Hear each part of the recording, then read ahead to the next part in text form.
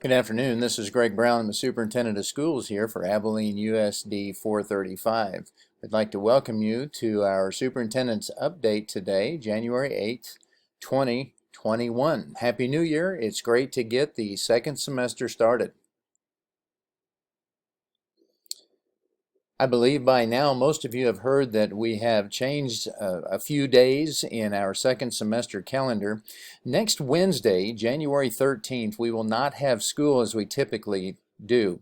The students in grades pre-K through 8th grade will not come to school. By and large, we're going to provide our teachers with time to develop the lessons that they need to develop.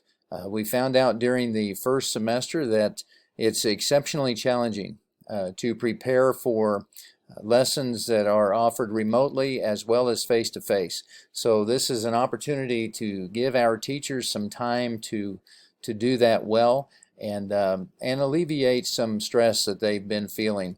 In the high school, grades 9 through 12, we will have those students come to school until 1 o'clock.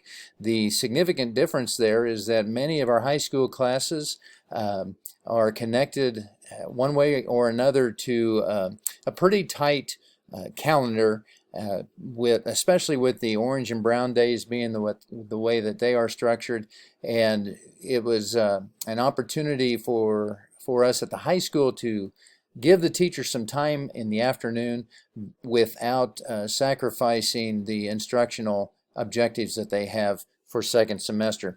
But the day is January 13th, and that is Wednesday. Originally, I had a misprint, and I believe I said Wednesday, January 15th, and that's not correct. Obviously, January 15th is the wrong day. So January 13th, next Wednesday, is the day that we are providing some release time for lesson plan development. We also will be away from school with our students on Monday, January 18th. That is a professional learning day that we've had scheduled all along. We are excited about the opportunity to work with our teachers on a variety of things. We will be working with Renee Smith, a consultant, is going to come in and visit with us a little bit about some fine-tuning in math instruction. We'll also be looking at some math adoption considerations for textbooks, also trauma-responsive support plans for our educators, and as well as providing some instructional collaboration time. Again, that will be on January 18th, the Monday, a week from this coming Monday. During those days off, we are also going to provide the opportunity for families to get some lunches and some breakfasts, and I'm going to have Mrs. Dana Sprinkle come and visit with us a little bit about how that will work. Go. Mr. Brown, thank you so much for including me in today's superintendent update so that I have a chance to share a new pilot format that we are going to try to provide meals for our upcoming no school dates. We are trying to have students signed up at our district website to be able to send a breakfast and a lunch meal home with them on Tuesday. The meals would be handed out to students as they're dismissed on Tuesday. They will be able to take them home, and then that breakfast and lunch will be available for them on Wednesday when it's a no school day. We're hoping that this new format is easier for our families as well.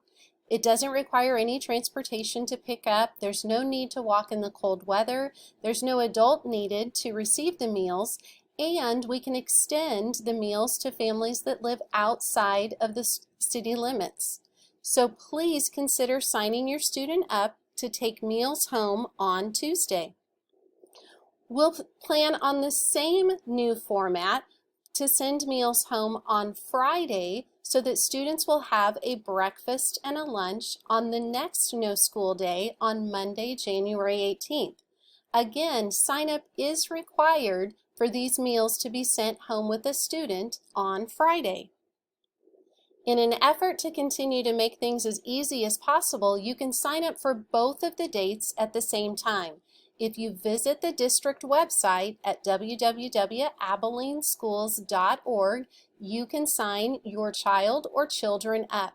We are going to ask for those sign-ups to be completed by noon on Monday, January 11th, so that we have plenty of time to get all of the supplies and items organized to prepare those meals.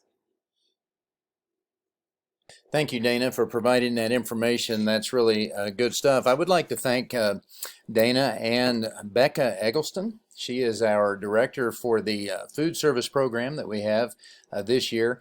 Those two ladies are working really, really hard to make sure that we're taking care of students to the best of our ability. I do also want to thank the cooks in our high school and our middle school and grade school kitchens. Just a tremendous effort that all of those folks are making to, again, take care of students. This slide that you have in front of you now is our current COVID numbers for our district. This is the information that we use to make decisions related to whether or not we go to remote learning. As you can tell, right now, we're in pretty healthy condition. We have relatively very few sicknesses or quarantines. And we hope that those numbers only continue to go down. Perhaps I'm being overly optimistic, but we're thrilled that they're not as high as they were a couple months ago, and we hope that they do only come down. With the progress that's been made with vaccinations and getting the vaccinations out, we do hope that perhaps we are seeing the resolve to the challenges that we have all been facing for the recent months because of COVID-19. Our monthly Board of Education meeting is scheduled to be this coming Monday evening, January 11th. You are welcome to attend that meeting via a live stream link that can be found on our webpage. Items that are on the agenda for the board meeting include District Learning Report. We'll also talk about our new educational programs that we initiated this year, kind of give a progress report for those. Of course, we'll spend some more time talking about some COVID considerations, but we shouldn't need to, it'll actually be in the form of an update of some of the things that we talked about a month ago. We will also begin developing our calendar for the year 22-23. We began the practice a year ago of staying 2 years ahead on our school calendars. We believe that helps our patrons to make long-term plans. It certainly helps our activities directors, both at the middle school and the high school. If you would like to, you can go see the calendar not only for this year on our webpage, but you can also see the 21-22 school calendar currently that's on our webpage. We will be talking about some policy revisions that come to us from KESB as well as the Delegate Assembly for future considerations. We will also begin the very beginnings of our negotiations process. We're going to talk a little bit about our capital outlay prioritization routine that we do on an annual basis, and we'll also this month is the month to kind of revisit our administrative contracts. So again, if you would like to join us at the board meeting, feel free to do so on the live stream link that is posted on our webpage.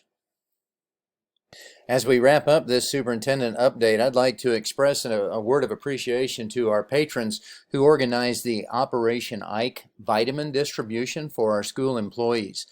Specifically, the following groups sponsored this effort with grants and gifts, and those groups are the Community Foundation of Dickinson County, the Dickinson County Leadership Group, a Kansas Leadership Center, Dickinson County Citizens. These people began with seeking a small grant that blossomed into quite a community effort that is greatly appreciated by our school workers. But over $17,000 was raised to provide our school employees a regiment of vitamins that we hope will keep them healthy throughout the winter season and there's been some really interesting research pertaining to the use of vitamins and the battling of COVID-19. So again, thank you for those of you that organized Operation Ike. We also would like to give Dr. Brian Holmes a word of thanks as well. I found out this morning that it looks like he and the health department were successful in getting our school employees moved up the line a little bit for prioritization in receiving the vaccinations for COVID-19.